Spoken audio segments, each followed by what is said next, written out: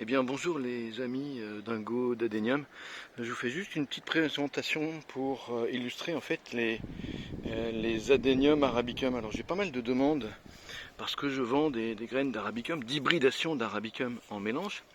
Et il y a beaucoup de questions qui portent autour de la couleur, du coloris des fleurs. Alors vous voyez, voici un peu les coloris qu'on peut obtenir.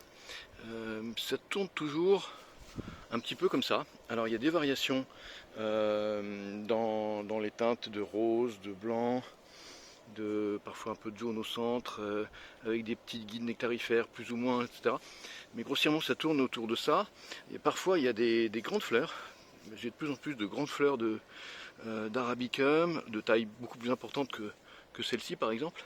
Et voilà pour les coloris en fait, ça tourne quand même autour de ça. Alors il y a quelques hybrides à fleurs blanches, mais ça que je les commercialise pas. Et puis voilà, donc grossièrement c'est ça. Mais ce qui est vraiment très très intéressant, c'est que ça fait des années, depuis 1990, que je les hybride les uns avec les autres. Et ça a permis d'isoler des façons de, de, de fabriquer leur forme, leur architecture.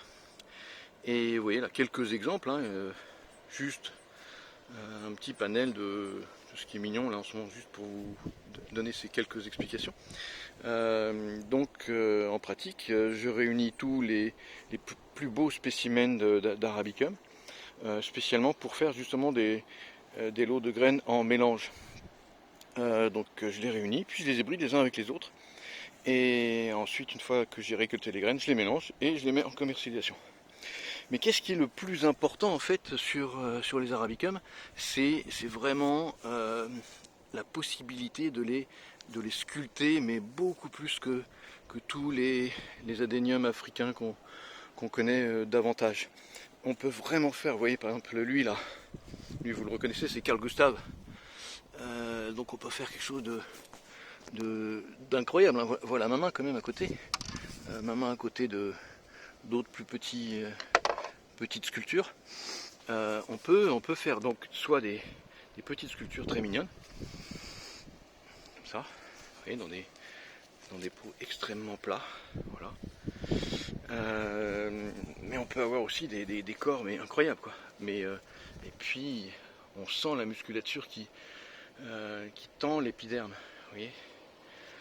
Donc ça j'aime particulièrement justement les arabicums pour ça, enfin les hybridations d'arabicum, parce qu'il y a pas mal d'arabicum différents dans la nature. Et j'aime particulièrement cette espèce ou sous-espèce selon les personnes pour fabriquer des sculptures. Donc voilà, profitez-en. Les graines sont magnifiques, elles sont fraîches en ce moment. Et les prochaines fois, ça va être plutôt en 2022 pour les prochaines récoltes d'arabicum. Mais vous voyez tout ce que vous pouvez obtenir. Et si en plus vous appliquez les techniques de sculpture de Rosie Luzer sur vos arabicums, vous êtes capable de créer des choses mais extraordinaires. Voilà, toujours avec un but, c'est de rechercher la beauté. Voilà. À très bientôt, merci beaucoup.